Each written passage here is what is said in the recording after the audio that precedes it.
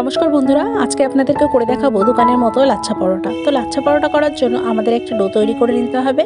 Normal আটা বা ময়দা যেটা খুশি নিতে পারেন, তার মধ্যে লবণ দিয়ে হালকা উষ্ণ গরম জল দিয়ে ডোটা তৈরি করে নেবেন।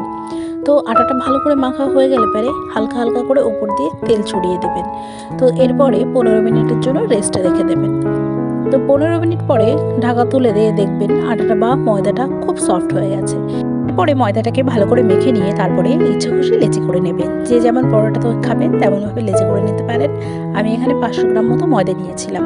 তো আমার লেচিগুলো করা কমপ্লিট হয়ে গেছে। এরপরে ময়দা দিয়ে ভালো করে রুটিটা বেলে নেবেন। যেমনভাবে আমরা রুটি বানাই ঠিক তেমনভাবে রুটিটা বেলে নিতে হবে।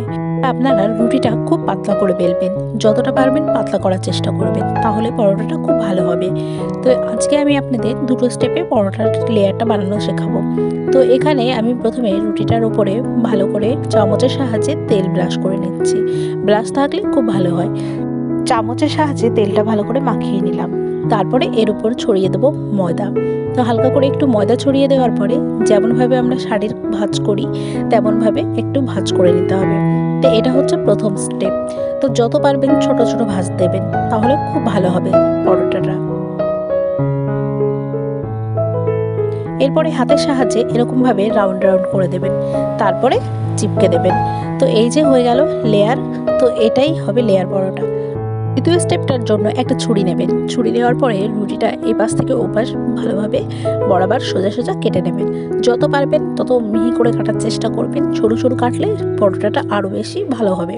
তো লেয়ারগুলো অনেক সুন্দর আসবে।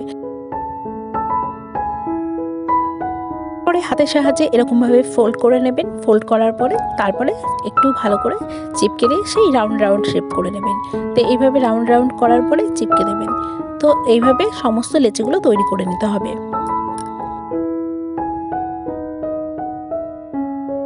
পরে লেচিগুলো বেলে নিতে হবে।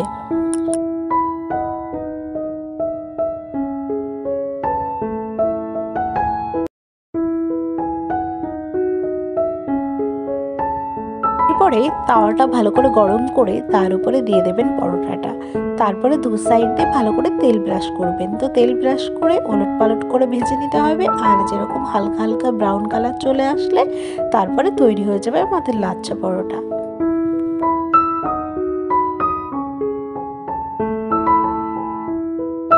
পরোটা বানানোর মেইন যে স্টেপটা সেটা হচ্ছে এই যে এইভাবে পরোটাগুলো একসঙ্গে নেবেন আর হাতের সাহায্যে যতটা পারবেন এইভাবে চিপকে দেবেন।